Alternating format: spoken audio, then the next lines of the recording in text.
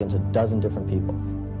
What I'm telling you, what I'm exposing to you and the press and everybody, this is my doom. It is a pact with the devil. There's no doubt about that.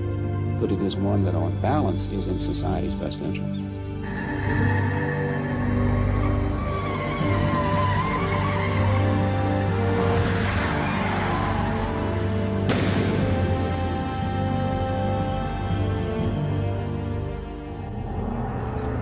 December 11th, 1990. For the fourth time in 5 years, reputed mob boss John Gotti was under arrest. Wearing his handcuffs as cavalierly as he wore his $1,000 suits, Gotti, known as the Dapper Don by the press, was led off to jail. Arrested with him were 3 colleagues in Gotti's alleged mafia organization, the Gambino crime family, including Salvatore Sammy the Bull Gravano, Gotti's right-hand man. The Gambinos were the largest and most powerful of New York's 5 crime families. They controlled the New York garment district, had a hold on the waterfront through the Longshoremen's Union, and took huge kickbacks from the garbage and trucking industries. Prosecutors said Gotti had seized control of the family in a palace coup. They now charged him with engineering the murder of Paul Big Paulie Castellano, the previous Gambino chief. Big Paulie had died in classic mafia fashion, gunned down on a sidewalk in 1985 as he climbed out of his Lincoln to dine at his favorite Manhattan restaurant. It was Gotti, prosecutors said, who had sent out his gunman to do the job after getting the other New York families to approve the killing. If the charges were true, Gotti's betrayal of his boss was vicious and cold, but part of mob tradition. Aging mafia overlords had often been slain by impatient, ambitious underlings. But now Gotti found that he himself had been betrayed in a matter not sanctioned by mafia practice. Sammy the Bull Gravano had decided to rat on his boss. Faced with the possibility of life in prison, Gravano chose instead to deliver his mentor and godfather to the feds in exchange for a lighter sentence. After the trial, Gravano would be entered in the government's witness protection program, given a new identity, and protected by federal marshals. For the prosecutors, it was a fair trade. No other figure associated with the mob drew attention like John Gotti. Despite his impeccable grooming, his fashion-plate wardrobe, and his Mercedes-Benz, he had for years filed his income tax returns as a plumbing salesman. He had served a total of 8 years in prison, 2 of them for a barroom killing in 1968. He still lived in this modest home in Queens. With Gotti, life imitated art. The press had at last found a mob leader who fit the image set by Hollywood and the huge success of the Godfather films. Reporters tripped over one another to capture him on videotape. As the saying goes, the camera loved Gotti. And Gotti loved the camera, especially when it recorded him walking out of a courtroom a free man. This he had done 3 times to the frustration of government lawyers. As to the defendant, John Gotti, do you find the defendant guilty or not guilty of the first count of the indictment, charging him with the crime of conspiracy in the 4th degree? We find him not guilty. With each acquittal, Gotti got a little more famous and became a little more of a legend for winning his bouts with American justice. Thank you. Much of Gotti's success in the federal courts could be credited to his unflagging champion, the colorful defense attorney, Bruce Cutler. It's not right what you're doing, singling people out and going after them, harassing them, using witnesses who lie, who say anything for money and a new identity. And I think people have just said it, enough. Cutler helped Gotti earn a new nickname, the Teflon Don, because no charge could be made to stick. Once an unknown, Gotti became one of New York's best-known citizens. Camera crews even attended the July 4th picnics he threw for his whole Brooklyn neighborhood. Police had long since stopped bothering to enforce the New York law against private fireworks. But if any person could make the new charges stick to Gotti, it was Gravano. As Gotti's confidant and right-hand man, Gravano was privy to Gotti's secrets. And he was icing on the cake for the U.S. attorneys, who had spent the years since their last failure gathering hundreds of hours of audio recordings of Gotti's meetings and private conversations. Gravano was part of many of those discussions, including one where Gotti offered him the promotion of his choice. You want me to make you official underboss, acting boss? How do you feel? What makes you feel better? These conversations made Gravano the ideal stool pigeon. the very evidence against Gotti would shore up the credibility of the principal witness. As the trial approached, Gotti was deprived of another key ally, longtime defender Bruce Cutler. At a pretrial hearing, prosecutors played tapes in which Gotti described Cutler handling illegal deals. You know and I know that they know that you're taking the money to the table. Every time you take a client on, all of a sudden you're breaking the law. The U.S. attorneys insisted the tapes compromised Cutler's credibility in the courtroom. The judge agreed and barred Cutler from representing his most famous client. Little by little, the surveillance evidence against Gotti was whittling away his usual defenses. Cutler was furious. I am just personally offended and angry, and I still cannot fathom that I will not be addressing this jury in this case. In place of Cutler, Gotti hired renowned defense attorney Albert Krieger. And as he waited for trial, Gotti was said to be running the Gambino family from his jail cell. But this time, the deck seemed to be stacked against the man America had come to know as the Teflon Don. Even his 4th of July picnic went afoul when the annual fireworks display exploded all at once. It was as if Gotti's whole world was blowing up in his face.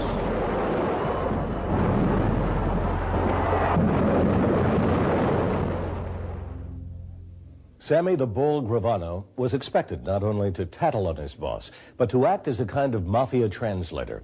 Mobsters know the government will listen in on them, so they talk in a loose code, issuing orders for murder or massive drug shipments in language that could seem meaningless to a jury. The mob rat interprets the mafia jargon and maps out the bloody chain of command. This Gravano did, but like all mafia informers, Sammy the Bull was also a liability for the prosecutors. On the stand, he would implicate Gotti in 10 murders and admit to 19 himself. So the trick for the prosecution would be to prove that John Gotti was a killer, on the word of a professional hitman. Modern mob prosecutions rely on a kind of 1-2 punch. The first blow comes from surveillance. The second is the stool pigeon. After almost a year in jail waiting for trial, New York Mafia underboss Sammy Gravano decided in November 1991 to turn on his boss, John Gotti, and testify for the prosecution. As part of the prosecution team, Patrick Cotter prepared Gravano for trial. He says Gravano had heard the most damaging pieces of the government surveillance tapes, and he believes Sammy turned, or flipped as the FBI calls it, because he saw he was going to be Gotti's fall guy. What was John Gotti's defense at trial to all the murders? I didn't kill those people, Sammy did.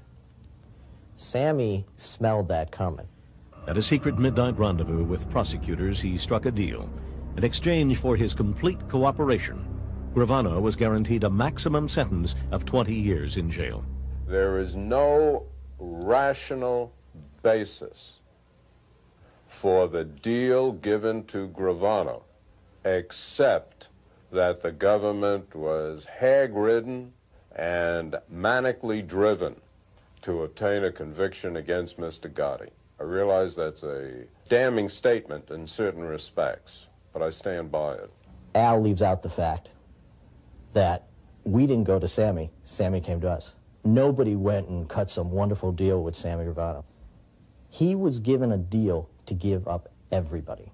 This man was the head of a family with dozens and dozens and dozens of high-ranking, powerful members, all of whom deserved to be in jail for crimes ranging from murder to extortion to corruption.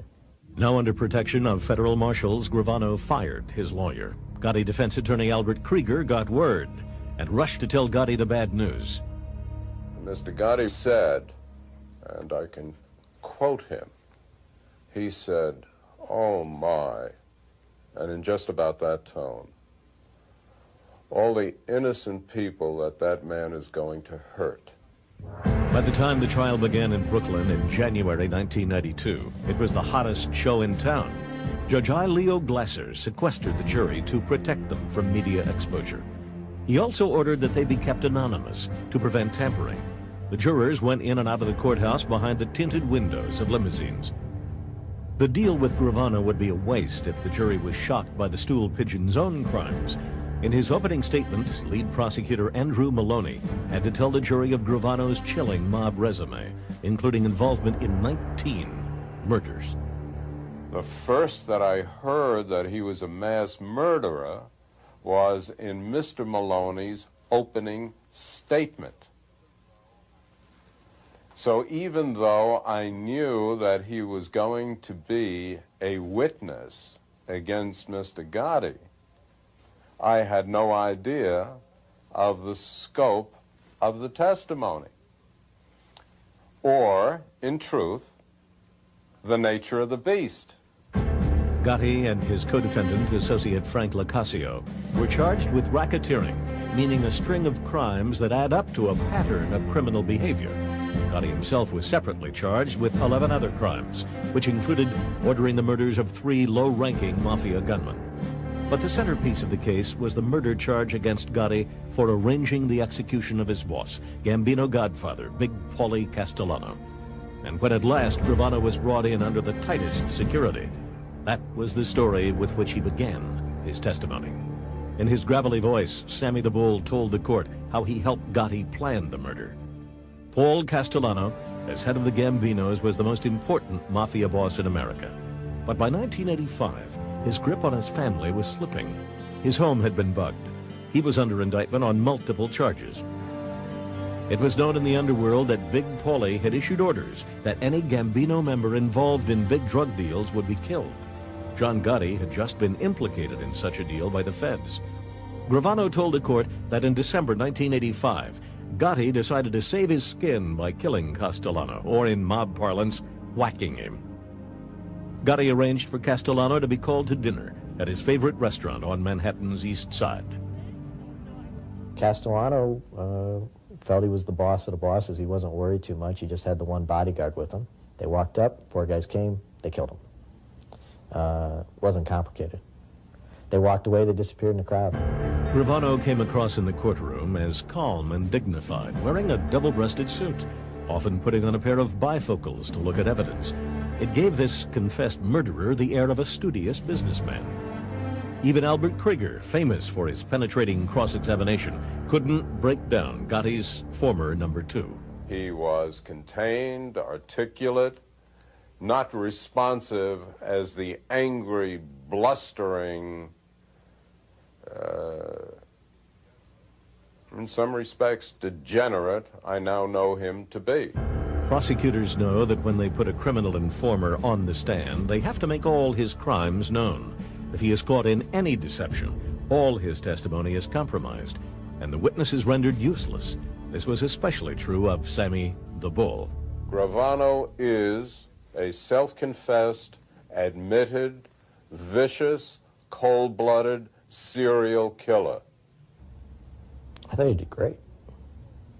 I think everybody who was there thought he did great, in the sense of they believed him. They didn't like him.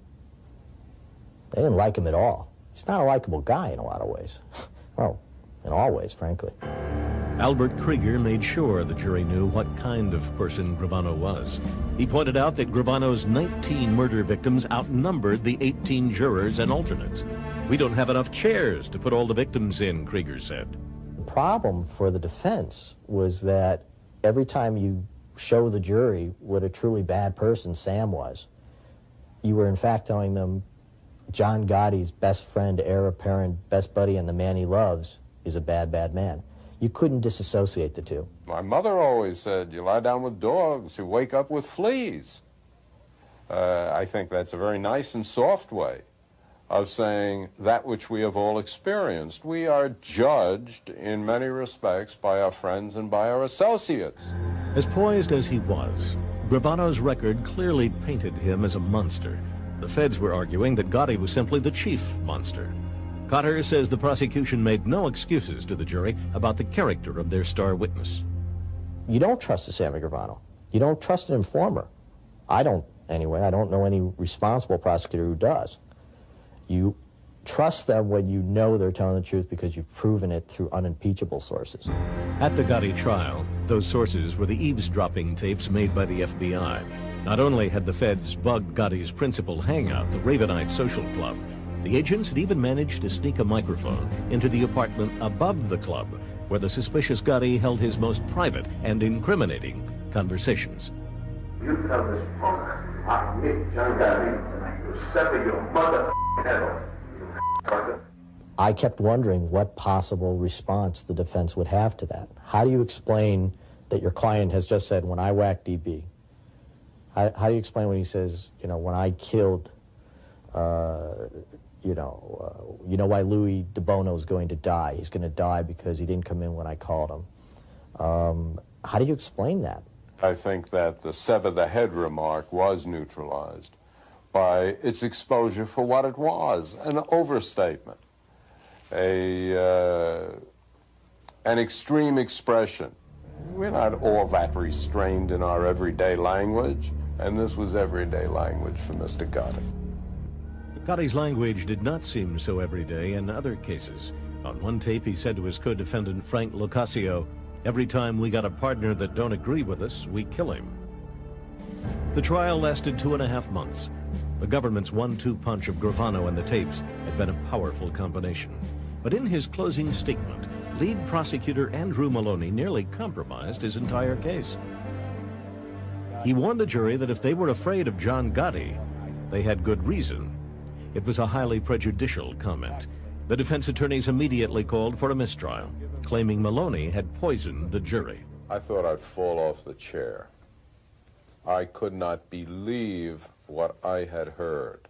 I have known Mr. Maloney too long and too well to believe that that remark was anything else other than a deliberate remark. Think about it for a second. What possible motive could the lead prosecutor have in saying to the jury that we've just spent an hour, no, actually we spent a day asking them, please find this defendant guilty? What possible motive would we have for saying to him, oh, and by the way, if you do, he'll kill you? Judge Glasser did not rule for a mistrial, and the jury found John Gotti guilty of racketeering and all the other counts, including the 3 murders. He was sentenced to life without parole. Frank Locascio was convicted on all counts except a minor gambling charge. After the sentencing, a crowd from Gotti's neighborhood erupted into a riot outside the courthouse, overturning U.S. Marshals' cars and attacking policemen. Gotti's fans were confident. And I'll bet anybody in this world, whatever they want to bet, that this man wins the appeal. Today, John Gotti is doing his time at Marion Federal Prison in southern Illinois. He's currently appealing his conviction to the U.S. Supreme Court. Sammy the Bull Gravano, on the other hand, has visited Washington, where he testified before Congress on the Mafia's infiltration of professional boxing. In 1994, as a reward for testimony that prosecutors said led to almost 40 convictions, Gravano received his own sentence, 5 years. So if everything works out perfect, he's got every thug in America out to kill him, and when he's 65, he can get out and try and keep out of their way until he dies. Along the way, he loses his family, his friends, his home. It beats life without parole, I'll admit that, but not by much. My name is Salvatore Gravano. Early in my life, I was given the nickname Sammy the Bull. I have been in jail since December of 1990, when I was arrested with John Gotti. I was his underboss and second of command of the Gambino family. Most Mafia informers turn or flip only after they're out of range of the mob's lethal vengeance. But next, we'll hear from a stool pigeon who stayed in the Mafia to exact his own revenge. This mob rat worked undercover for the FBI for 3 years, gathering evidence until he put a dozen fellow mobsters behind bars. The common image of a Mafia stool pigeon is that of a man in a hushed courtroom surrounded by a wall of bodyguards. He turns on his former partners in crime from the relative safety of the witness protection program. But some mob rats take much bigger risks. I wore body recorders for evidence. You know, I risked my life getting evidence. I didn't just go there and say, look, this guy did this guy did that, this guy did this. Joseph Joe Dogs Iannuzzi, a Florida mobster from the Gambino family's heyday, put a dozen of his Mafia pals behind bars for revenge. Born in 1931, Iannuzzi grew up in a New York City suburb. At the age of 14, Joe was already a smooth operator with a police record. He was a chip off the old block of his small-time bookie father. I used to go around with him on a Saturday and pick up the number bets. My father wasn't a good father or anything, you know, he was, you know, a hustler. But My mother raised me good, you know, the best she could. To straighten out, he joined the Army. He saw action in Korea and was wounded twice. But after his discharge, it wasn't long before he was picking up a quick illegal buck where he could, working with crooks on the fringe of the mob. By his 30s, Joe found himself living in West Palm Beach, Florida, with a wife and 3 kids, but no real career. As usual, he was on the outskirts of the underworld. That's when he met Gambino soldier Tommy Agro. When I first met Agro, I thought I met the boss of the mob. He had such charm and class and sharp dresser and jewelry that, you know, he was my idol, you know, and I wanted to be just like him. Tommy and Joe's relationship was a love-hate relationship. Tommy was much like an abusive father who loved his child. In 1971, Tommy Agro was an up-and-coming mobster in the New York Gambino family. He was respected, meaning he was feared, and he was Iannuzzi's hero. To impress Agro, Joe took him to the dog track, a favorite haunt. After a successful day of betting, Agro gave Iannuzzi his official mob nickname, Joe Dogs. Some kind of handle you had to have. Huh? Me, I was Joe Dogs.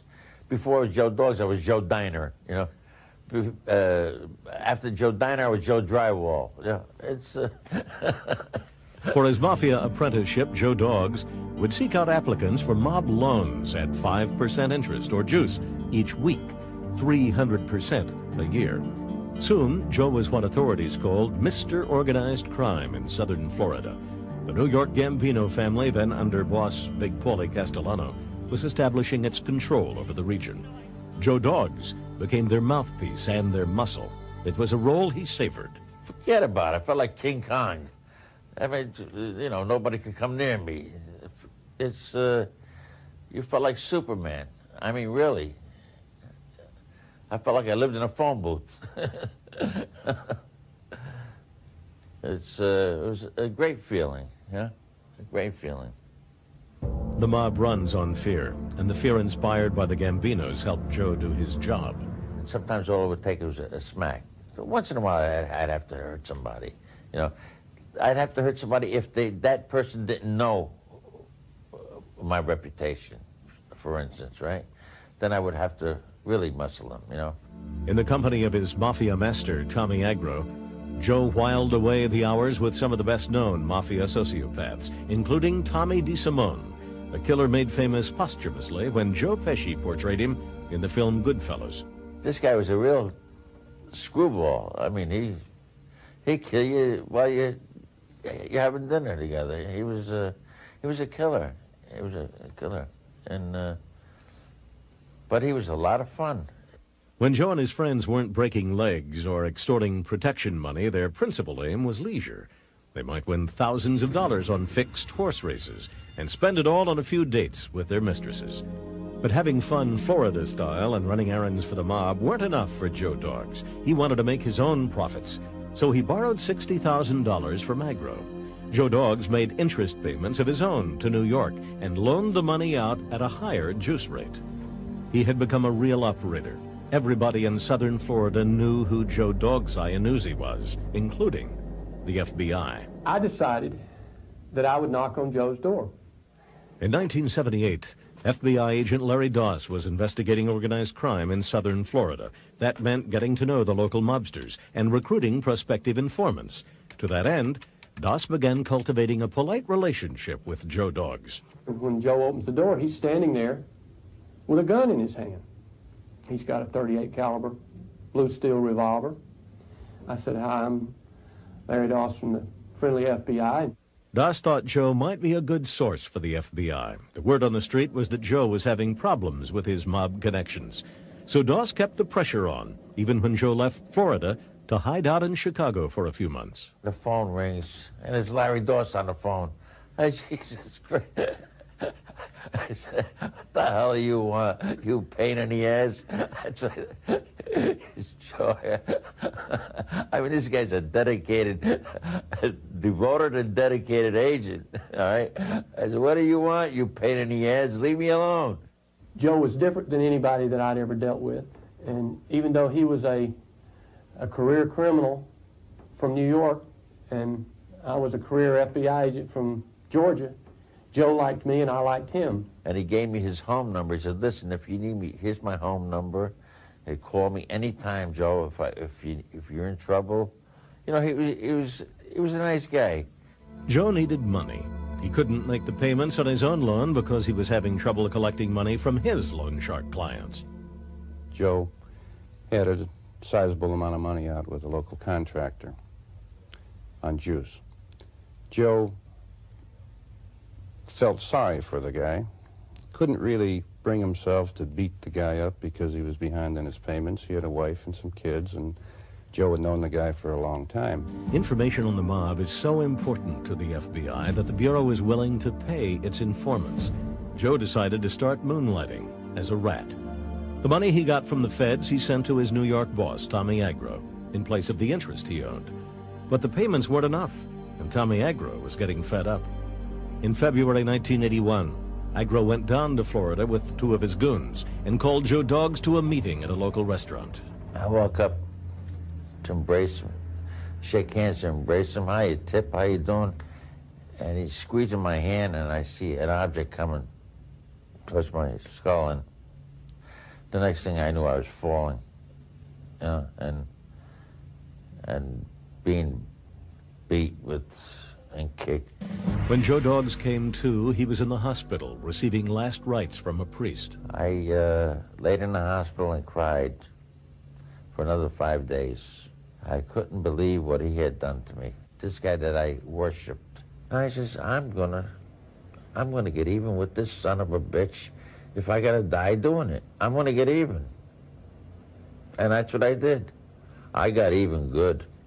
With a recorder provided by the FBI, Joe Dogs began secretly taping his phone conversations with Agro, who was still calling him. It wasn't long before Agro fell into the trap. During one call, Iannuzzi goaded him into a screaming rage. It was the 25th call Joe had taped, now known as tape 25. You ain't supposed to be alive. Because I was making an example out of you for any motherfucker that tried it on me again. You understand? So the only reason you're still alive, don't think because we stopped. It was because that woman walked in the door. Today you would have been gone. You weren't supposed to walk away no more. You me, and that was the worst thing you ever did. So I get the tape the next day, and I play this tape, and it's absolutely the most unbelievable conversation you've ever heard. It's everything that the mob is, Tommy Agro was on this tape. I got guys with me that'll eat your eyes out of your head. And they're as loyal as a mother. And they got balls the size of cows. I would take them tomorrow and tell them, come on, load up, we're going to blow this whole joint. They'll walk in and blast everybody. With no hesitation or nothing, and don't look for nothing besides it. With the tape 25, we had Tommy locked up, you know, for attempted murder. He admitted to it on the phone, the tape. But that was just the beginning. Iannuzzi's mob bosses in New York still needed him as their Florida connection. Even as he was recovering from the beating they'd given him, they gave him a new assignment: to start an illegal gambling club with mob money. The FBI approved the project, provided Joe had a partner of their choosing. The Bureau picked Chicago agent John Bonino. He is a perfect undercover agent. He's Italian, he's handsome, he's smooth, he's from the big city, he knows the mob in Chicago very well. Piece of cake. You got in right away. No, it didn't feel that easy to me. I spent probably the first 6 months with Joe, being tutored by Joe and listening and observing and duplicating a lot of those same traits in the other people. John Bonino would pose as John Marino, a drug-running friend of Joe Dogs from Chicago. As for Joe Dogs, he turned out to be a natural at undercover work. Joe was the best that I've ever seen. Joe had a clear grasp of what the goal was.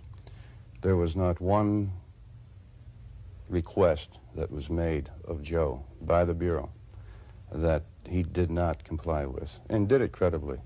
The FBI called it Operation Home Run. With government and mafia money, the undercover operators started up the Beachside nightclub in Singer Island, Florida. And every step of the way, the mobsters were photographed, videotaped, and recorded. There was times I was scared, you know. But we were working with, you know, killers. We were going in their homes of killers. When I say killers, they're butchers. Fat Andy was a butcher.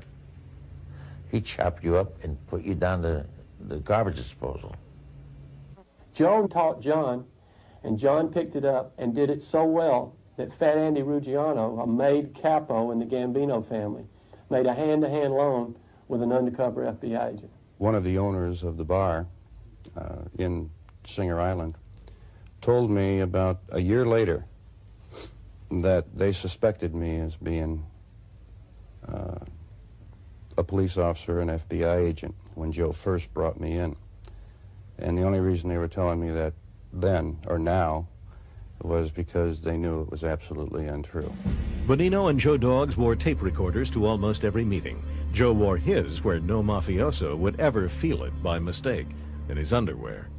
If there's a leak, you never know if they're going to say to you, take your shirt off, or take your pants off, you know? So you always got that in the back of your mind that, you know, it's very uncomfortable to work with a wire. If they had found it, that was Joe Iannuzzi's last day. He would have died right there, because that would have been the end of him and the end of the case, and John too, for that matter.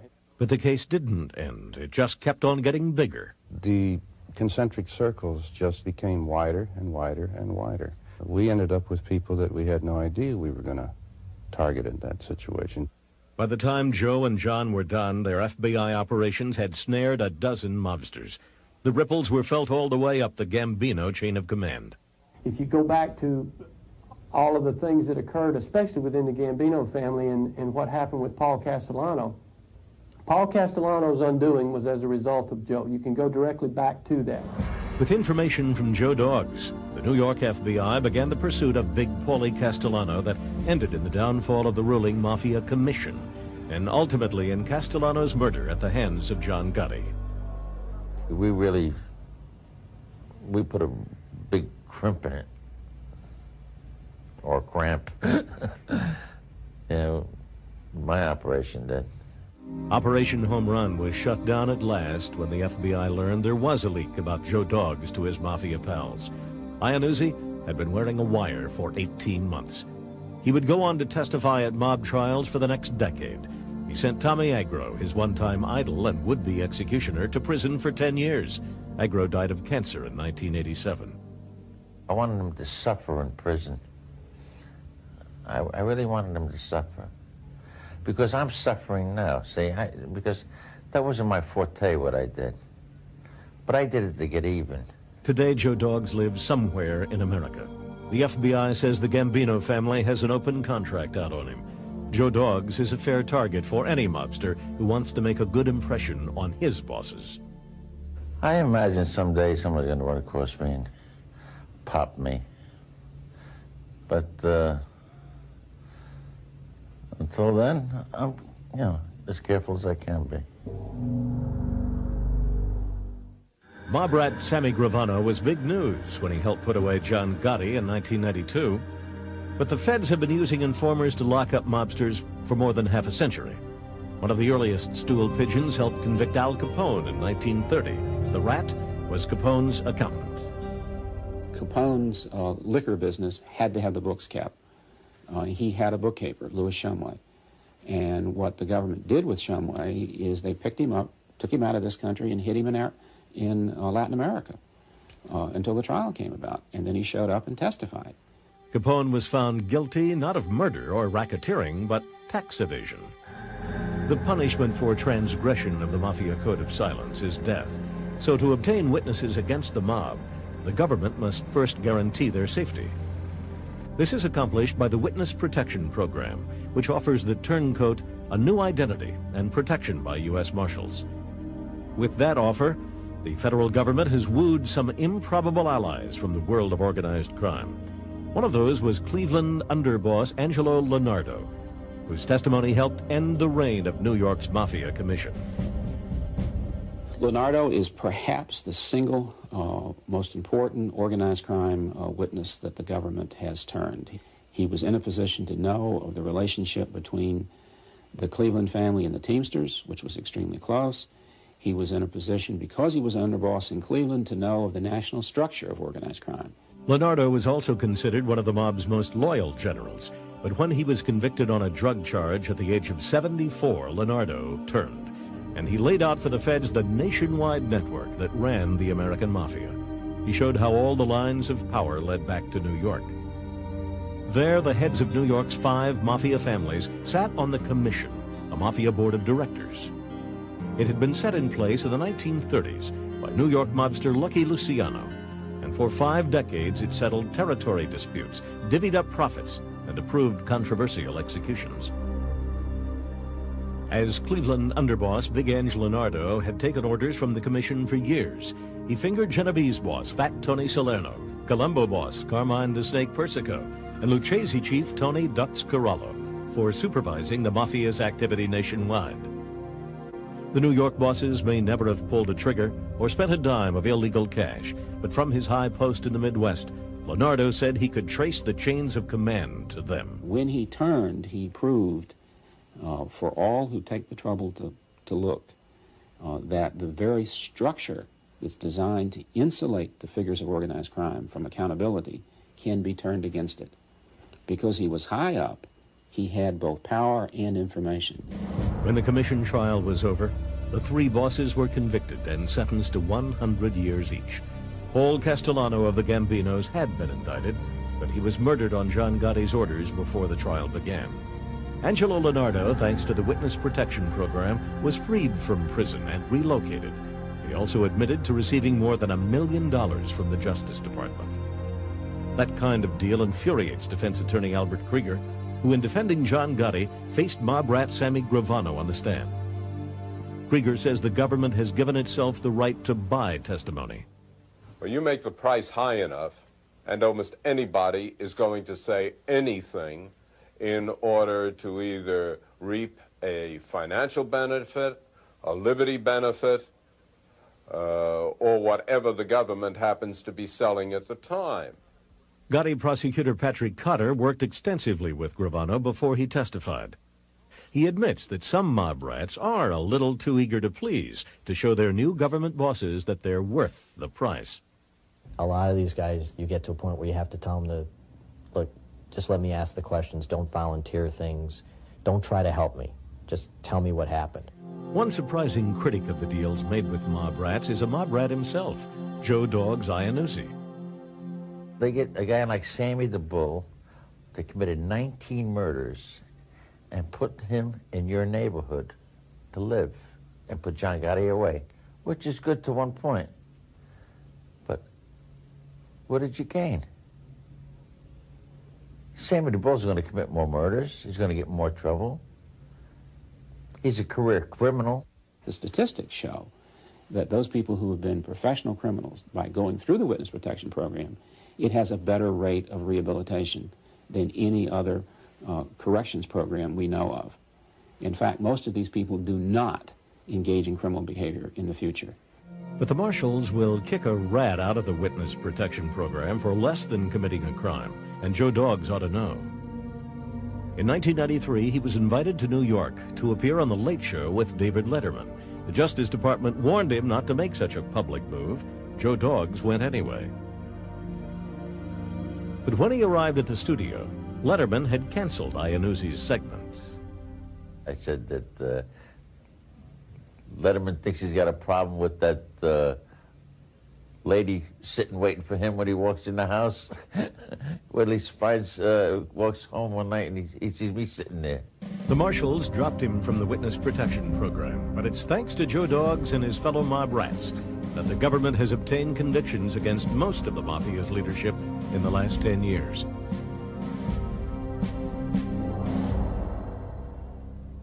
The existence of the Mafia's bloody brotherhood is now commonly accepted as fact. But until the early 1960s, even the FBI didn't publicly acknowledge that there was a Mafia. That all changed in 1963, when one man broke the decades of murderous silence. The Mafia is a paradox for American justice. On the one hand, it sucks up millions of law enforcement dollars and man-hours every year. But it's also an outfit whose very existence is denied by its members. Mob rats have been the key to exposing this clandestine society.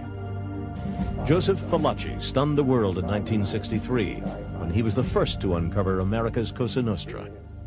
What I'm telling you, what I'm exposing to you and the press and everybody, this is my doom. Before Valachi testified, there were serious sociologists, people in the media that questioned the very existence of the mob. After Valachi's testimony in public, it became an accepted fact that there was a mob structure. Valachi was a soldier in New York's Genovese crime family. Busted in 1959 on a narcotics charge, he ended up in federal prison in Atlanta, sharing a cell with his boss, Vito Genovese. But soon Valachi became convinced that Genovese thought he was an informer and wanted him dead. One day in the prison yard, Valachi made a preemptive strike. He saw a man approaching him that he was sure was going to be his executioner, and at that point he grabbed a pipe and beat this guy to death. As he told me, after the first couple of swings, there was so much blood, you couldn't tell who the hell this guy was. It was, in fact, the wrong guy. Valachi had killed a man whom he had mistaken for a known mob assassin. Now he faced a possible death sentence for the prison yard murder. A year after the killing, the aging mob soldier turned to the authorities and offered them his story. Agents interviewed him for more than a year. Then in September 1963 came Valachi's public performance. He appeared before a Senate subcommittee led by Arkansas Democrat John McClellan. There he told the world what he had told the FBI, that there was a mafia, complete with bosses, underbosses, and rituals of initiation, which Valachi was the first to describe. He picks your finger. Ooh, the Godfather. He had to hold a holy picture, burning holy picture, and repeat his oath of allegiance to Cosa Nostra and promise never to reveal its secrets, even in the face of death. This is the way I burn if I expose this organization. From his remarkable memory, Valachi pulled figures and dates for mob deals, battles, and executions. He mapped out entire family structures in New York and Buffalo. His information had a huge impact on both the underworld and the upper world. A few years after Valachi testified, the federal government legalized its triple threat against the mob.